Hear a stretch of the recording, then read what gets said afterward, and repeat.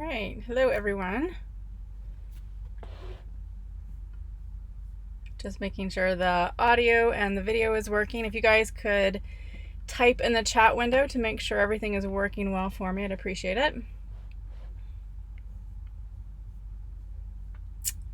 And also, if you want to let me know where you're viewing from today. Hey Perry, good to see you here.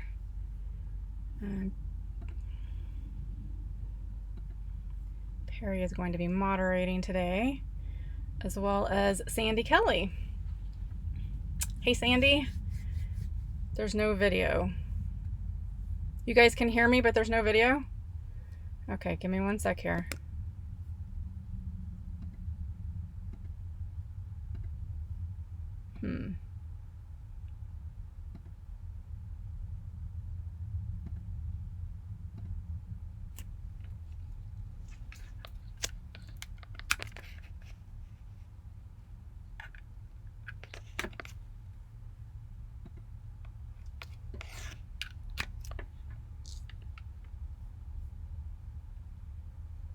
Okay.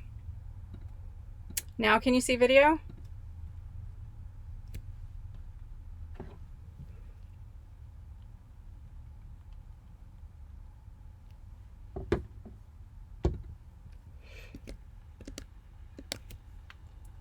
Hello everyone. I don't know what's going on with the video. Okay. I'm gonna pop out for a sec. Give me just a moment.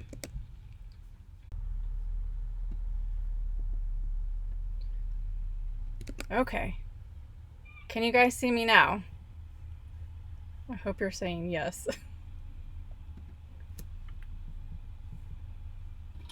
Hopefully that's better. Perfect. I'm so glad. Technical issues. Sorry about that, guys. It's been a weird week, let me tell you. All right, so sorry about that. I'm glad everything's working now. I'm actually here in Alaska. You guys have not seen any videos from me yet from Alaska. I'm still in Canada according to YouTube, but I'm always like a month and a half behind, but I've actually been traveling up here since June 1st. So it's been like, what, a little over a month now. So but it's been an interesting ride, and because you guys haven't seen any videos from me from Alaska, and there's been a lot of things that have happened, some of you might have heard some things that have happened through social media that I wanted to kind of explain, and I know some people were worried about me, and I've had a lot of people reach out, so I wanted to kind of explain some things that were going on. But before I get into that, everything is fine, and everything is all working out. So yeah, you guys are all coming in. Go ahead and post where you're viewing from. And I see, gosh, we have a lot of people here already. Let's see. So also go ahead and ask your questions too in the comments. Sandy's gonna help me by feeding me those questions so I can make sure I hopefully answer everybody's questions as I move through the live stream. We're also going to try to keep it a little short, try to keep it about 30 minutes, so 26 more minutes, and hopefully we'll wrap it up. So let's see, we have some people from Washington, Pacific Northwest. I think you guys are having a better summer this year, aren't you, than last year? I was there this last year, and it was really smoky and lots of forest fires all over the place, so it looks like Rain Baker, you're from Washington State. Some people from California. Let's see here. I'm still working through the video issue comments. Oh, Susan Ward, boiling hot in Winnebago. Yeah. I was actually there in Winnebago. We're in all of those weird, I think they're called Mormon crickets. Yeah, Mormon crickets were there. Oh, that was kind of odd. I've never seen anything like that before.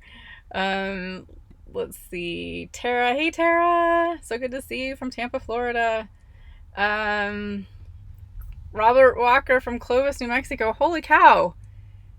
So Robert, I met a guy here in Alaska from Clovis, New Mexico just the other day, and my family happens to be from Farwell, Texas, and Clovis, New Mexico. You probably know where Farwell is, so hi. I'm so glad to see you here. Very small world. these people actually knew people that I knew from Clovis, and one of the sons was here in Alaska. It's a weird world, let me tell you. Hey, Robert Kelly, good to see you here. Hopefully you're giving Sandy lots of hints over there. No, just kidding. Sandy does a great job. Let's see, nose work. So glad you're doing okay. Did you get fire extinguishers yet? No, not yet. Don't slap me on the wrist for that one yet. I'm getting there. I'm going to explain that to everybody in a minute. So see, some people know what's going on here. All right, so I'm going to get to it really quickly. Thanks everybody for showing up. I'm still reading somebody's comments here, but let's see. So I'm going to just let me switch screens really quick here to see what kind of questions we have before I get started. Okay, so the thing is that so I've been traveling, as I was saying, from June 1st to now, obviously, to Alaska. My videos are still in Canada, and I'm about a month and a half behind on, I'm always a month and a half behind on getting videos published, you know, primarily because I have a lot of content and also for safety purposes. So it's always been the case. So anyways, I had some stuff that happened recently that some people, I put a little bit of it out on social media, and a few comments had come back. People are starting to find out some things that had happened, and so I just wanted to address that. So overall, everything is really great here in Alaska. You probably have heard on the national news, we have the forest fires, and they're having the worst like heat wave they've ever had before. So I was in all of the fires and the heat this last year in the Pacific Northwest, and now apparently this year too, but I'm making the best of it. And I had my own, so the thing that was happening and why Nosework Puddle actually asked about the fire extinguishers is because my van caught on fire. So it couldn't have happened in a better time, a better place, with the best people. Long story short, I was driving only about 5 minutes, and I had been sitting all day long at this beach in Homer, Alaska, and I was driving up to my night spot, and I smelled like, you know, smoke or something burning, and all of a sudden smoke started coming out of the bottom and of the van, basically where the engine is, and underneath the hood.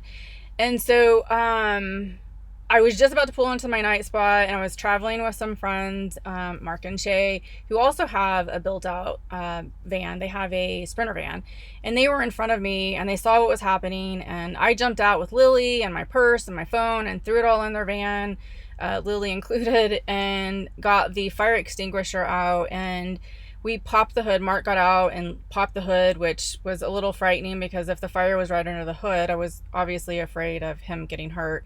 And anyway, so the fire ended up being where the second alternator is that helps to charge my batteries when there's not enough solar energy coming in. And so he sprayed that particular area. It's like the bottom right quarter panel of the van, and it was a small fire.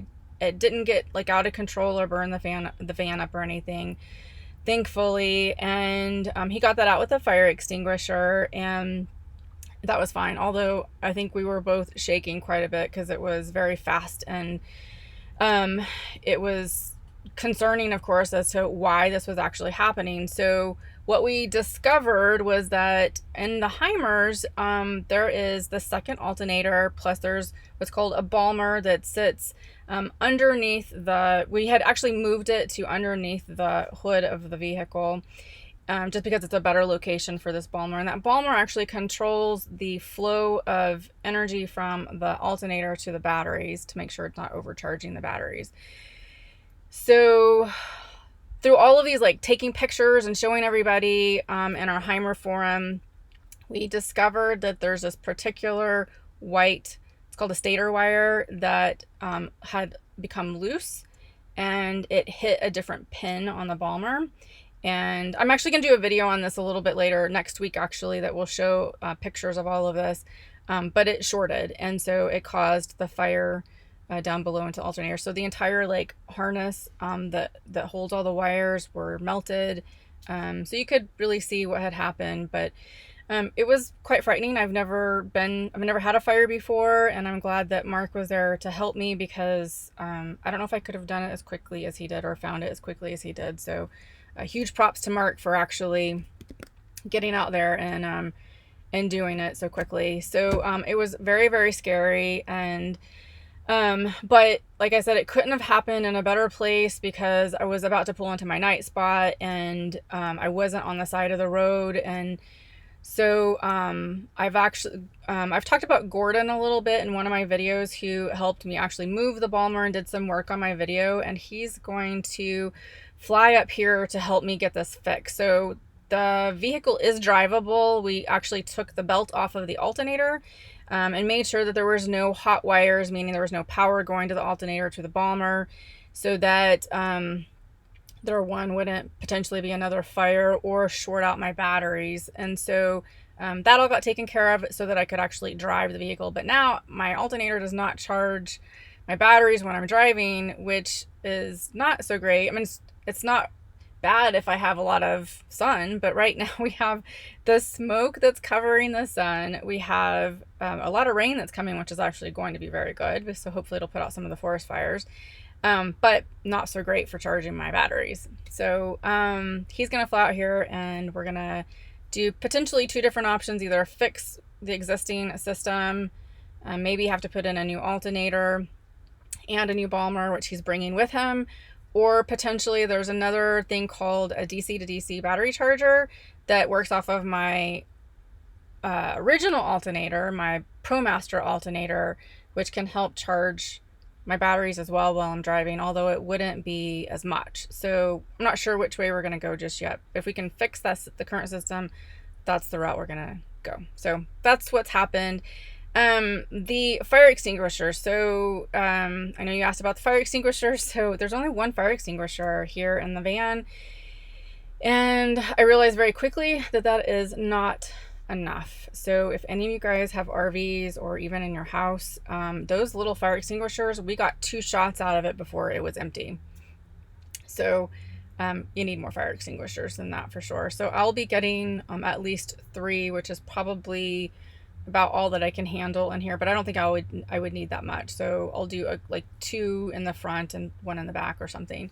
But anyways, we've gotten through it. I was, again, scared to death in the beginning, and you know, everything's going through your brain about like, could there potentially be another fire, and what do you do? And I like literally went to bed that night with my clothes on and like a bag full of stuff. If I needed to get out quickly, I could jump out the back of the vehicle, and made sure my, you know, smoke detector was working properly. And anyways, but it's all good, and hope that never happens again. So the fires are definitely causing a little problems with my plans here, but you know, it's life. You can't really help it, so you just have to kind of go with it. So that's what we're doing right now. We're going with it. So let's see. I'm gonna answer questions now. So let's see. Rain. So what's going on in Alaska? Okay, so I answered that one. Wicked B West. Northern California, you're still planning our trip to Alaska next year and eagerly awaiting your reviews. Oh, definitely. I'll be doing, so a lot of my videos are vlogs, and it's about, you know, what's happening, and I'm teaching along the way about things that I've discovered going up to Alaska. So I will share it with you really quick. A lot of people are seriously afraid of the roads coming up here, and I was too. I mean, I thought I was going to definitely have to caravan up here with people. I didn't want to do it on my own just because I had heard how bad the roads were, and plus the cell signal is not so great in a lot of areas. But I did a few things to mitigate that, which I've explained in some of my other videos, which is one, having like that InReach by Garmin. That's it's a satellite device where you can actually hit an SOS button or text if there's no cell signal, and it works really, really well. I'm going to be doing a review about that. But back to the roads. The roads are actually pretty good. There was one area in the Yukon Territory as you get closer to Alaska that it was getting a little bit, you know, there was potholes and stuff, or they have what they call frost heaves, where it's like a big bump in the road or an indent in the road, and they have those marked with these orange flags, so you know that they're coming and you just slow down.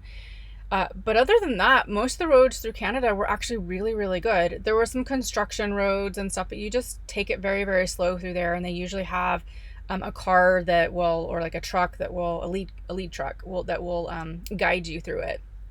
So they were really good. There was one road that was pretty bad. It's called the Tok Cutoff, and Tok is the town that you get to if you go the Alaska Highway all the way in and don't go up to Top of the World Highway.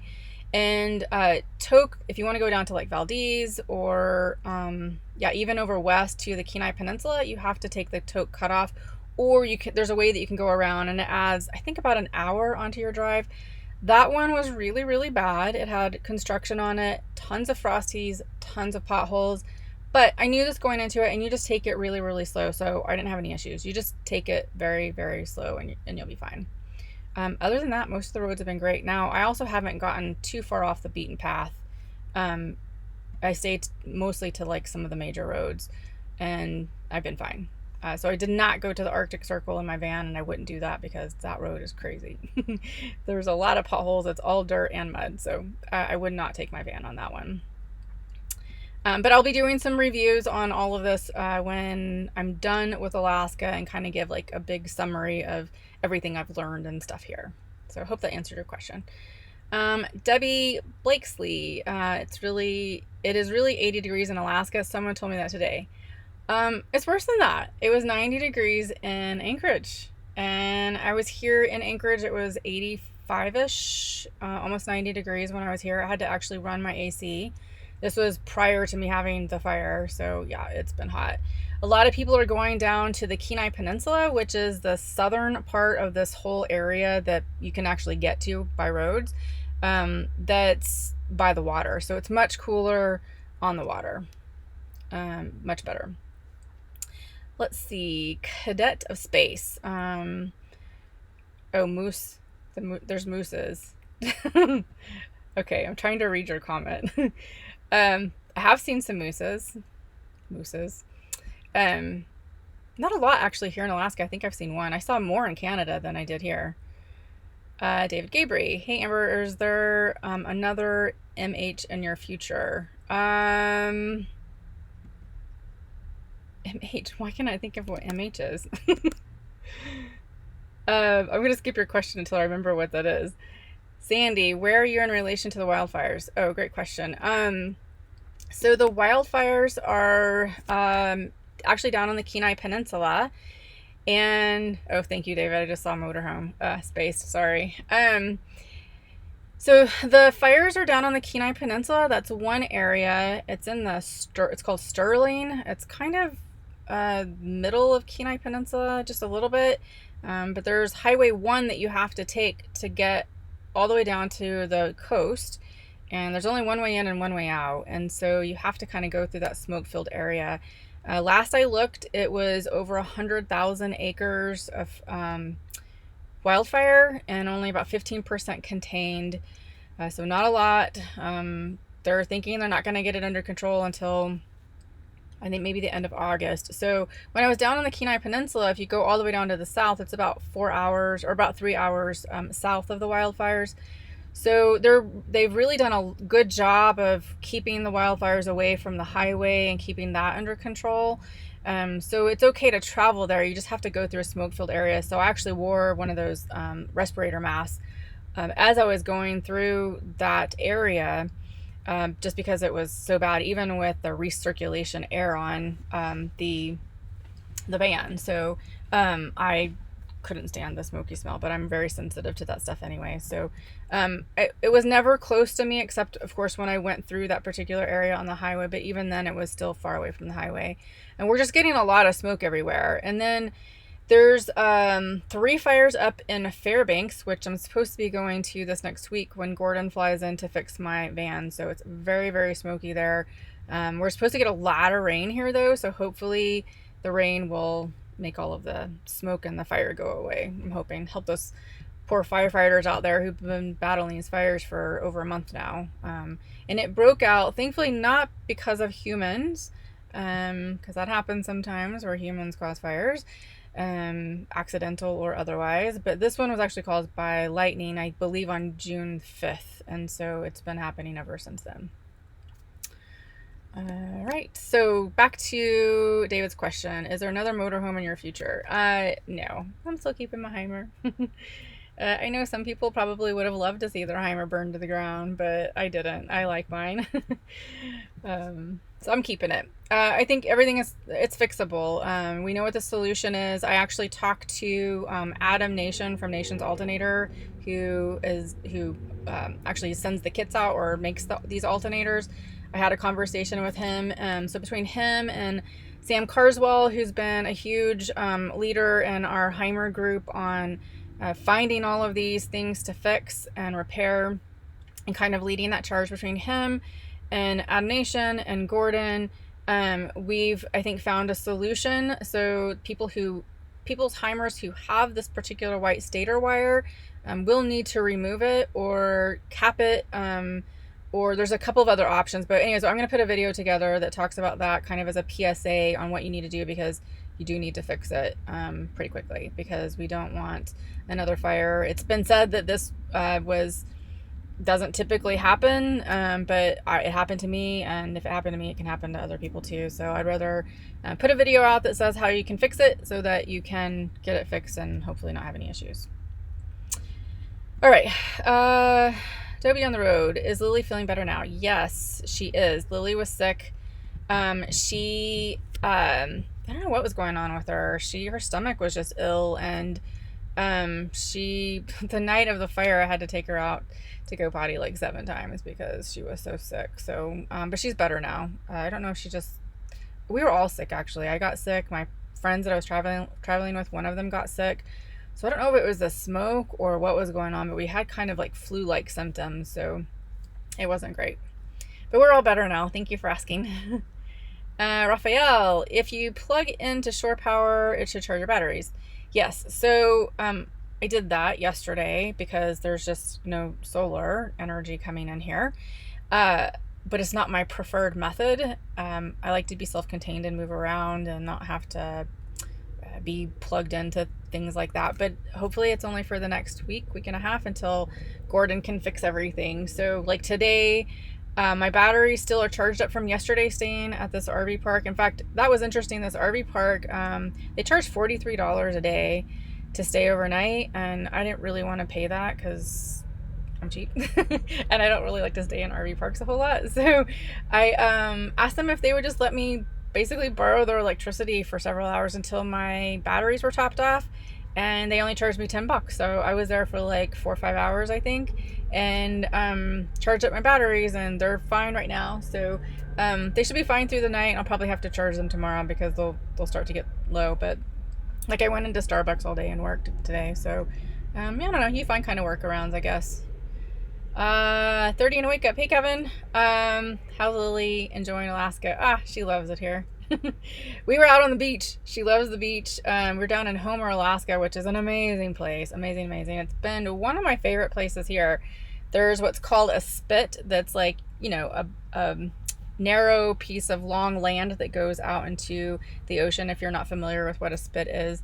And there's all kinds of like restaurants and shops and sidewalks and things for you to walk on, and boats and ferries, and it's just amazing. There's a ton of people out there. And then these beaches, of course, where the water would recede from the tides and we could walk out on the beach, and so it was fun. And there's also people out there with their horses. They would have their horses out on the beaches, and so I got lots of good video of that too. But Lily loved it. She loves the beaches. She loves to run around in the sand, and yeah, she loved it. She's doing good.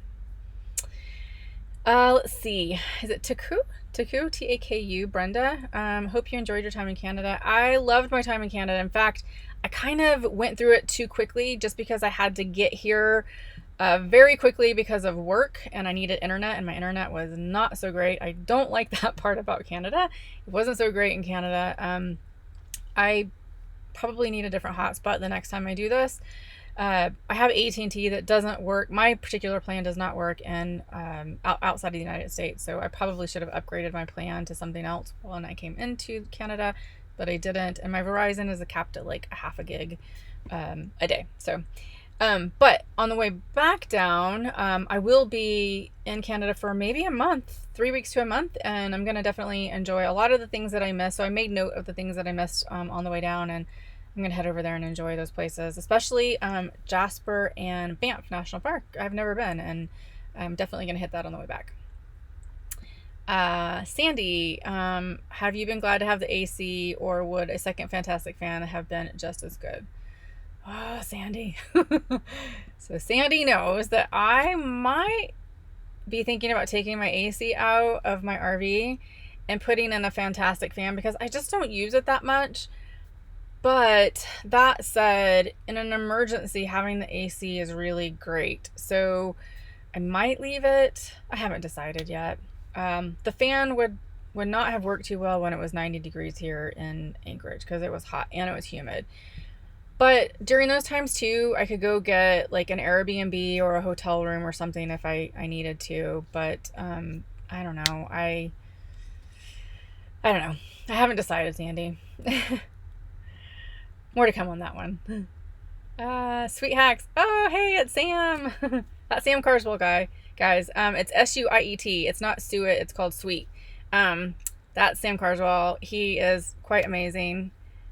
Is the plural of moose mice? I was thinking the same thing when I said that. I don't know. Is it?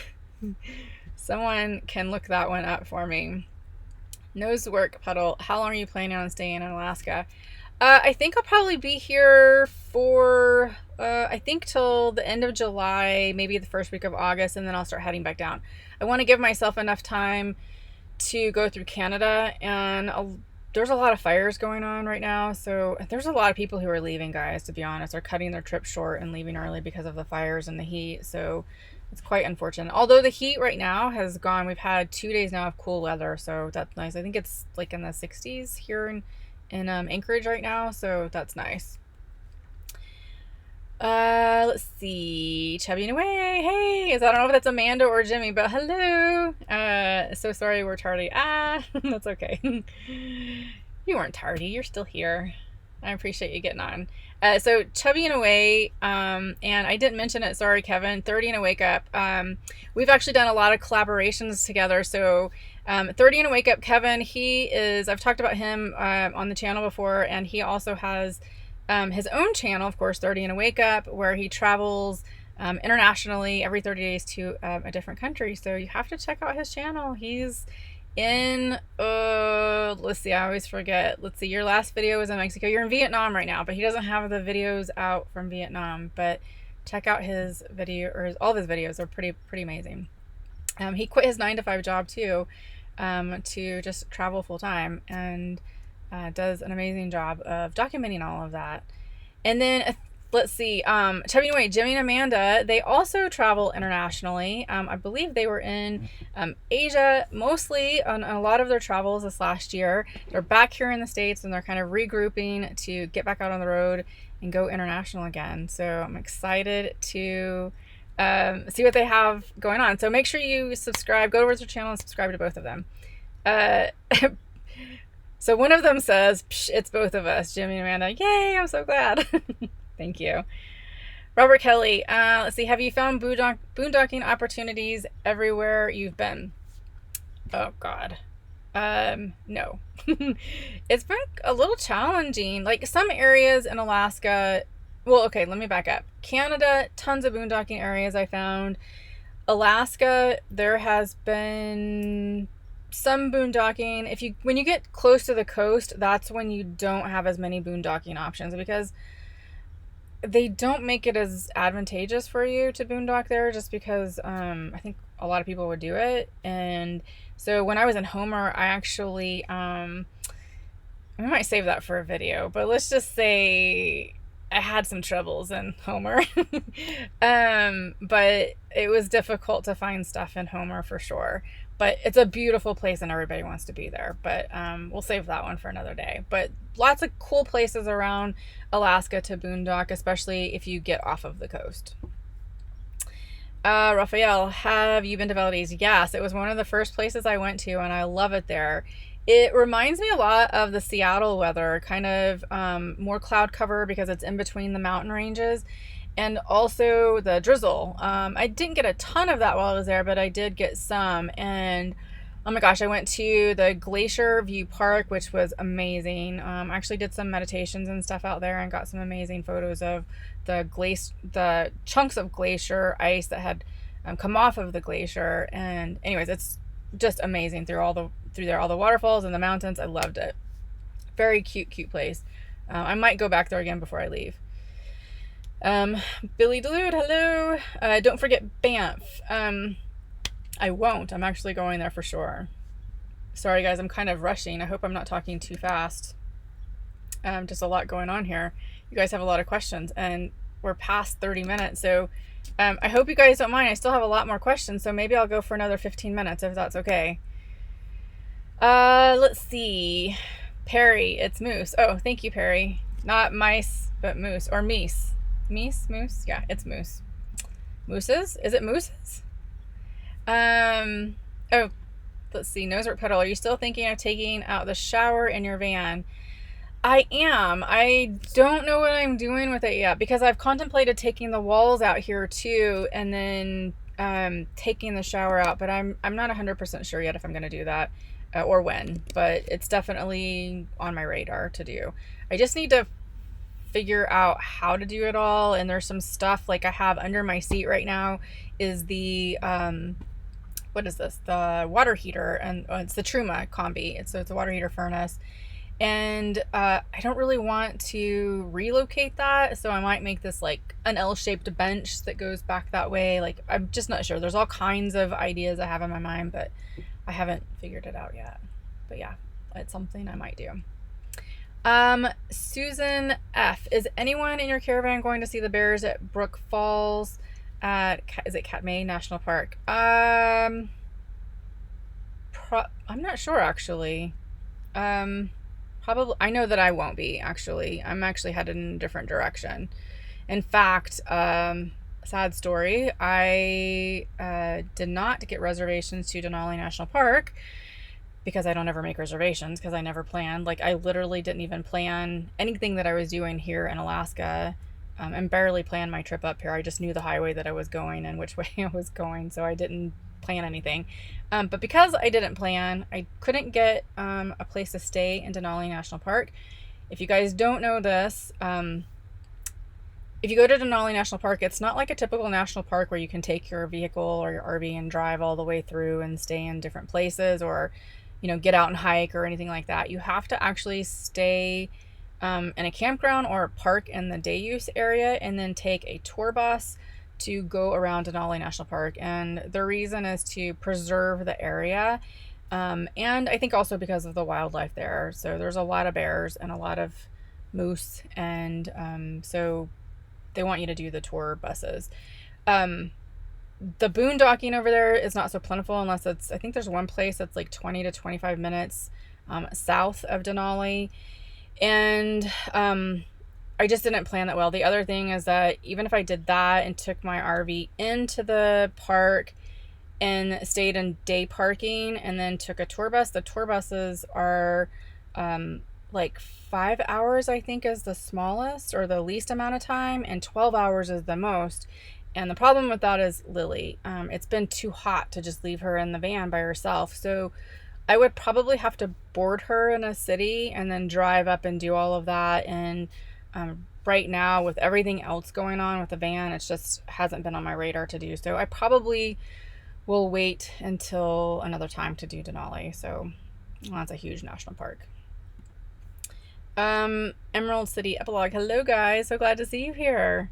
When are you headed to Banff? We're headed there this weekend. Oh, I will not be there this weekend. And I know we had all planned on trying to meet up there before I came up to Alaska. So I probably won't be there until sometime. It'll be August for sure, but I'm not exactly sure when. So we'll probably talk offline about that.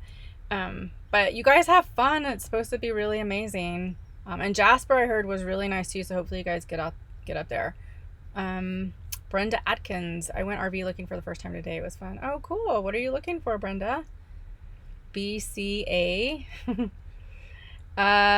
Sweet Hacks. Consider raising the inverter charger's current limit to 1,000 amps until Gordon fixes the UHG. The batteries will charge twice as fast. Okay, keep the cabinet open so the inverter cools. Sam, have you seen the inside of my RV? I don't know if I could keep that cabinet open with all my stuff.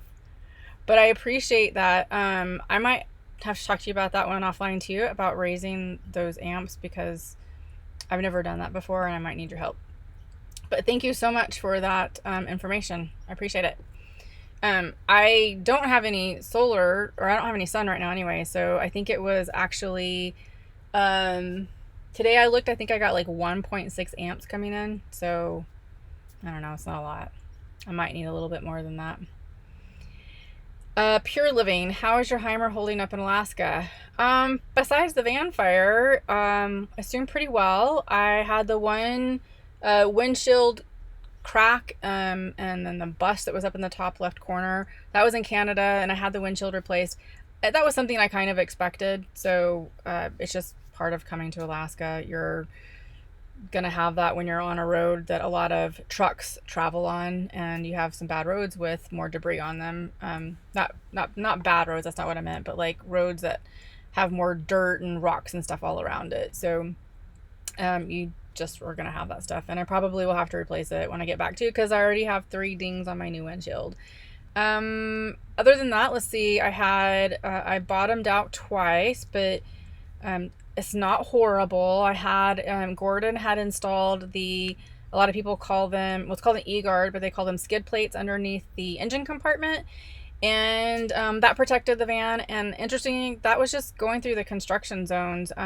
There was areas where they just didn't grade it that well when we were going through the construction area, and the E-guard hit the rocks and the dirt and stuff on there. So E-guard's fine. It took the brunt of it, and I've checked it. It has like a few scrapes and stuff on it, but it's made of steel, and it worked really well. But other than that, everything's going really well.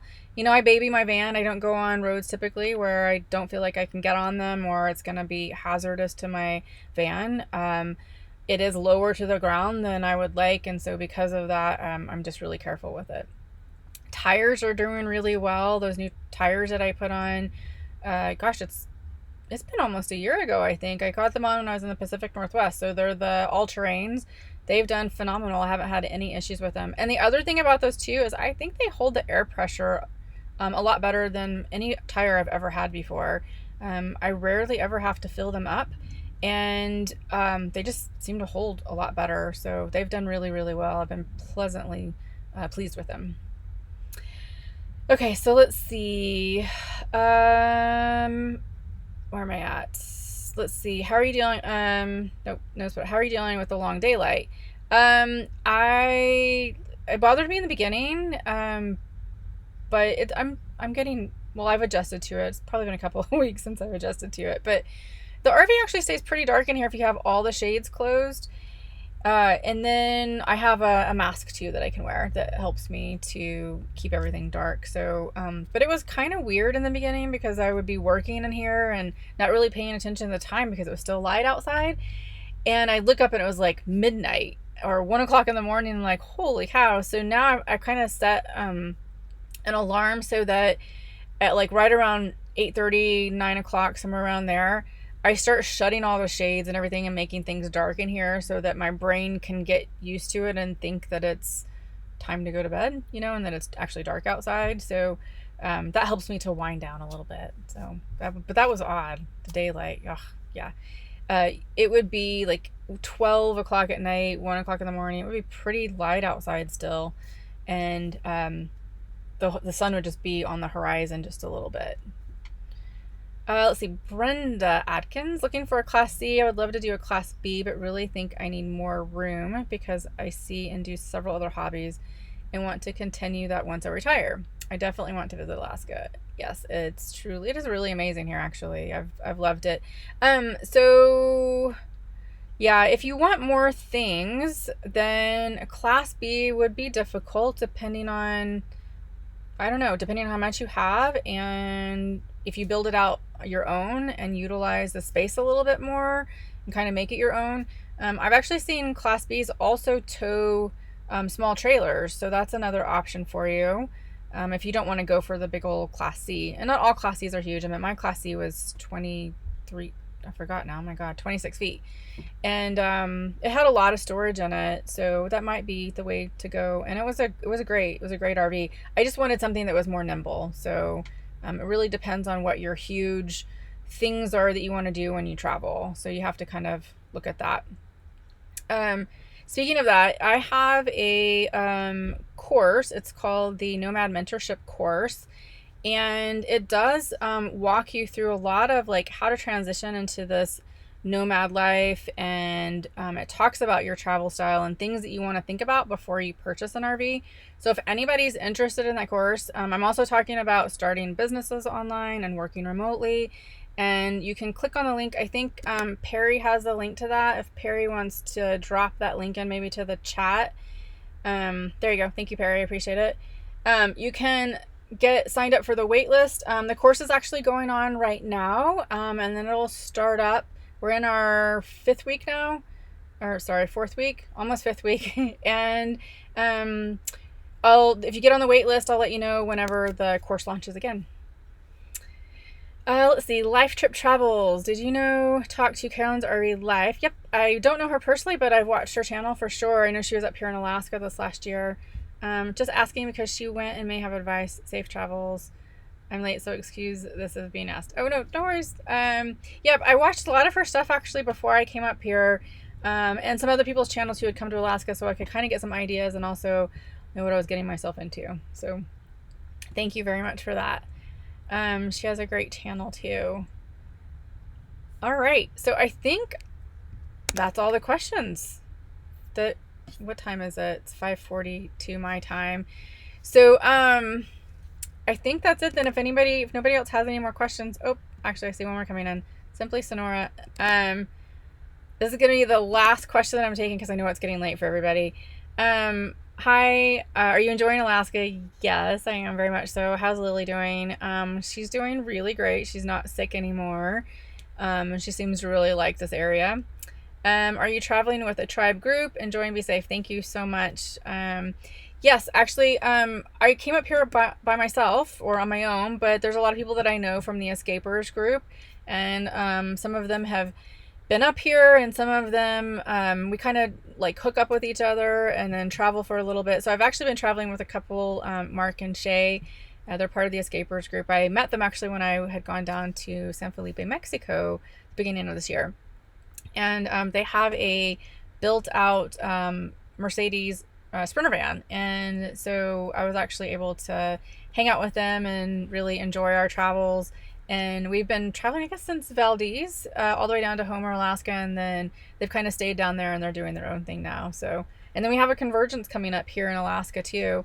I think in like a week and a half. So I'll meet up with everybody then. And this whole area is really interesting. It's kind of, I didn't know this till I started really looking at my travel plans, but it's like a loop that goes around like the main area. It's kind of the southeast section of Alaska. You can't get to a lot of Alaska by roads because it's just mountains and ice and glaciers. So there's this one section where Fairbanks is at the top. You have Denali National Park to the west, Kenai Peninsula to the south, and then Valdez, and then Tok to the right, or east, sorry. I'm thinking about it on a map perspective. And it's this big loop. And so you kind of just keep running into everybody. So it's fun. I'm having a good time. All right. Oh, hey, William, Travis, I see you. You're saying you recommend the mentorship boot camp course. Lots of good information shared. Thank you so much. I'm really glad that you're in there and glad that you're recommending it. I really appreciate it. Thank you. Let's see. Kevin, thank you. Yes, everybody hit that like button if you like the video and the live stream. And I think that's it. I appreciate everybody getting on here, and I'll have some more videos coming out soon on actually being here in Alaska, and then I will be putting out that video this next week on the kind of PSA that I'm doing on the Hymer Balmer and alternator issue. But I'm kind of working with, like I said, Sam and Gordon to get all the documentation together and make sure it's all comprehensive so that we can accurately talk to people about what they need to do in order to get this fixed. So, all right, guys, thank you so much. See you later. Bye.